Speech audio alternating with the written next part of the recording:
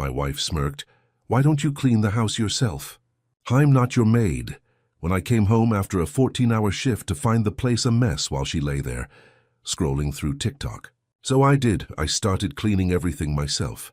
But she had no idea that moment would be something she'd regret forever.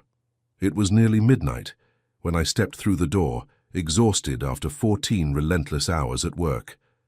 My body ached, my head throbbed, and all I wanted was a quiet house. Instead, I was greeted by chaos.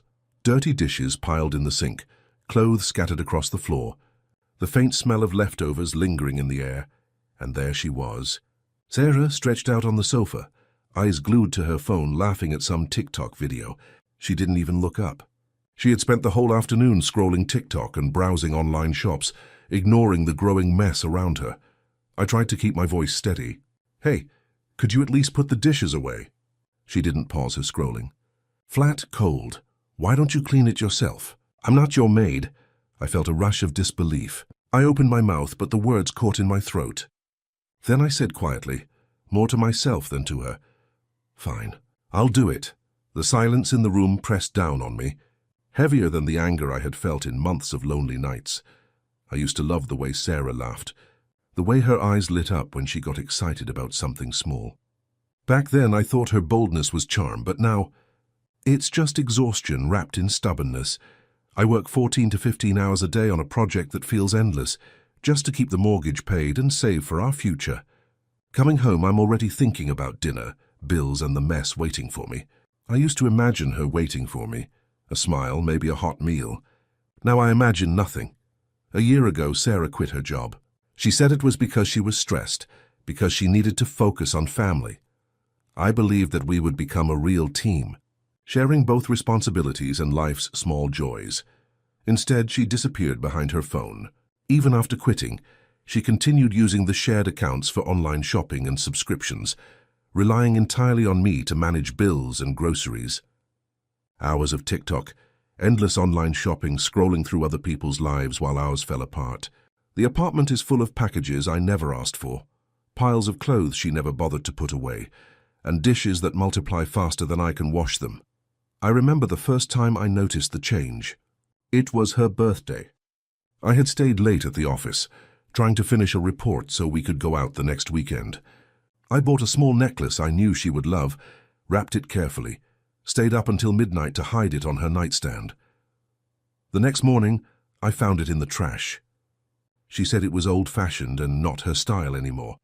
I asked her why she didn't tell me, and she shrugged, scrolling her phone. That was the moment I began to feel the weight of indifference settle between us. Other little things piled up, refused intimacy, dismissive comments whenever I asked for help around the house, sighs of annoyance when I cooked or cleaned. It wasn't just laziness. It was a refusal to recognize my effort, my existence, my sacrifices. Every "I don't care" or "you always do everything" was like a small cut, and I was bleeding quietly inside.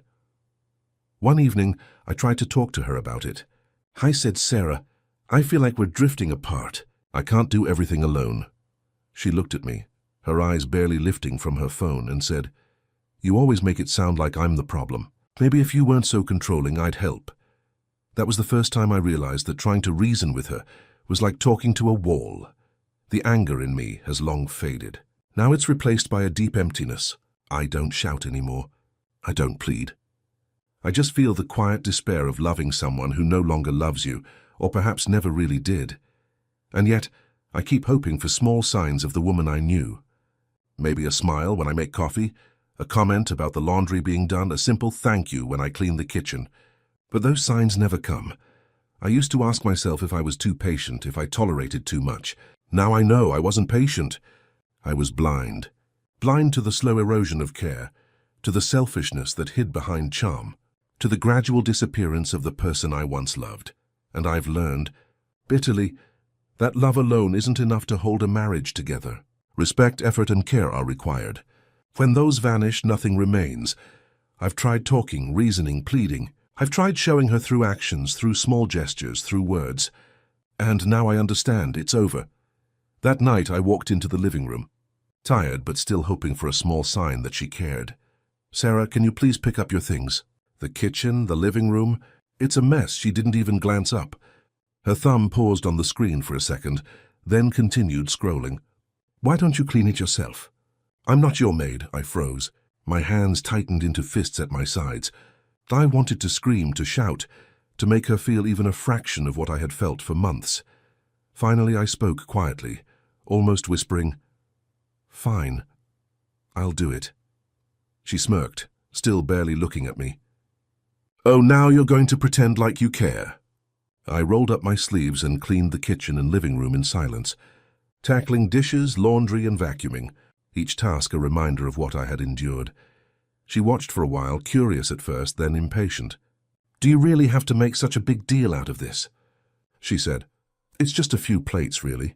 Stop pretending you're some martyr." I didn't reply. I continued to scrub, rinse, and dry. I moved to the living room, picking up clothes, stacking them neatly, vacuuming the carpet where crumbs had collected. At some point, she got up and started pacing. "You think doing all this will change anything? That you're somehow proving something?" She stopped in front of me, hands on her hips. "You're ridiculous. Acting like this matters. What's next, huh? You'll be folding my underwear too?" Hours passed. I cleaned, organized, put things in order, and the house slowly began to feel like it should, sterile, quiet, empty of the warmth it had once had. I cleaned tirelessly for over 4 hours, tackling dishes, laundry, vacuuming, and organizing every corner. Before going to bed, I had quietly prepared the paperwork for the divorce, planning the next step carefully.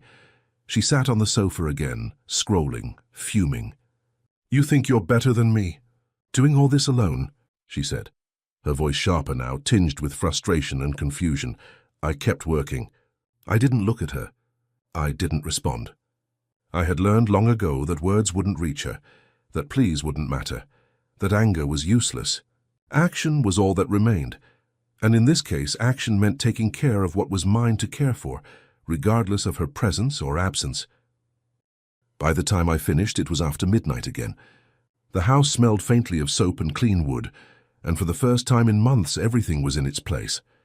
I leaned back against the counter, exhausted, my muscles sore, my heart hollow. She finally spoke, softer now, almost incredulous. You actually did it?" I looked at her once quietly. "I said I would." That was enough.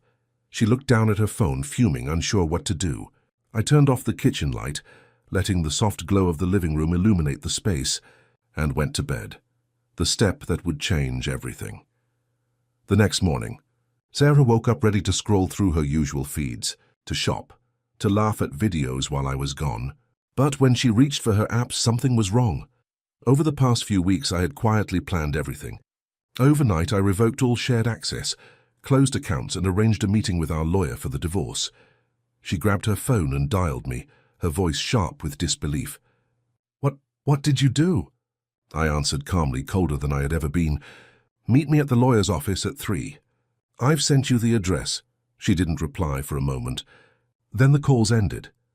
At 3, she stormed into the office, her face a mixture of anger and disbelief. The lawyer, calm and professional, slid a folder toward her. The words hit her like a punch. "Marriage irreparably broken due to the wife's irresponsibility and negligence." Sarah blinked, staring at me. You actually did this?" I met her gaze steadily. "It's over, Sarah." Her hands trembled, her voice rising. "How could you? After everything I've done, you just throw this at me?" The first wave hit anger. She yelled, she cursed. "You think you're better than me? You're nothing. A failure. A weak, useless man." I didn't flinch. I didn't respond. Her words bounced off me, meaningless now. Then came bargaining, the desperate attempt to claw back control. She leaned forward, eyes wide, voice almost breaking. "Please, I was wrong. Give me one more chance. Don't you remember how we were in the beginning? The days we loved each other?" I shook my head slowly, signing the papers without looking at her. She slumped back in her chair, disbelief giving way to anger again. "Fine, okay. You'll regret this. Don't think you can run away and apologize later. You'll see you'll pay for this." I folded my hands, steady and calm. No reaction. For the first time, Sarah realized this was real. This wasn't a tantrum, a joke, or a bluff. The man she had underestimated, the one she had ignored for so long, had made a decision, and it was final. The lawyer cleared his throat.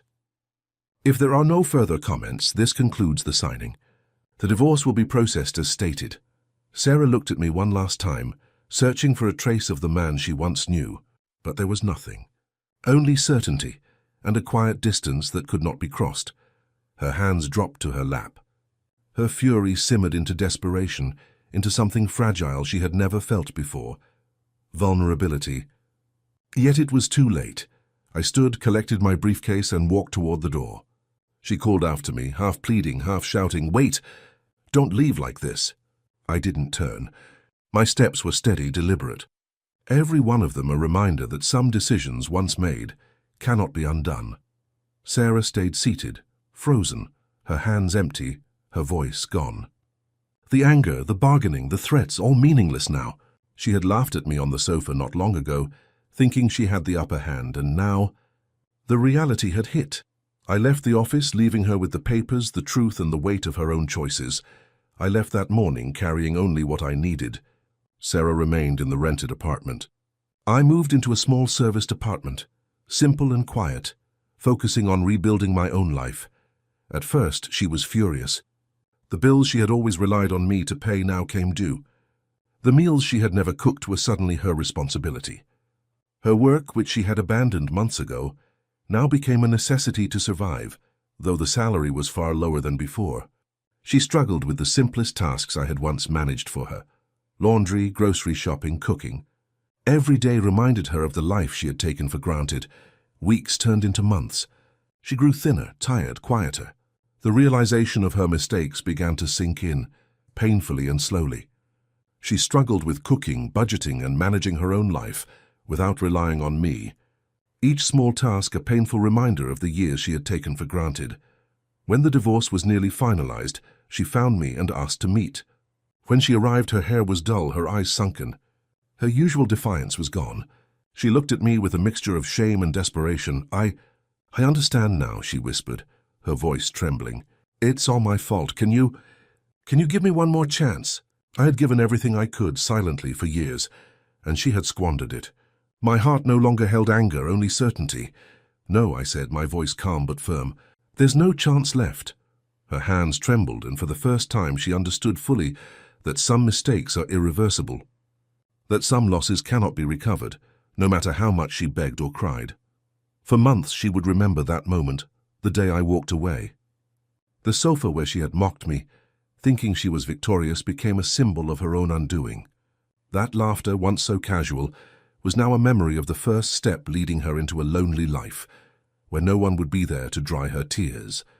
Some lessons arrive too late. Some chances, once lost, are gone forever. And sometimes the silence left behind is louder than any argument ever could be. To anyone reading this, thank you for following my story. Perhaps it serves as a reminder that love alone is not enough. Attention, effort, and gratitude are what truly sustain a relationship. Value those who stand by you and don't let the ones who care slip away. Once they're gone, you might never get them back.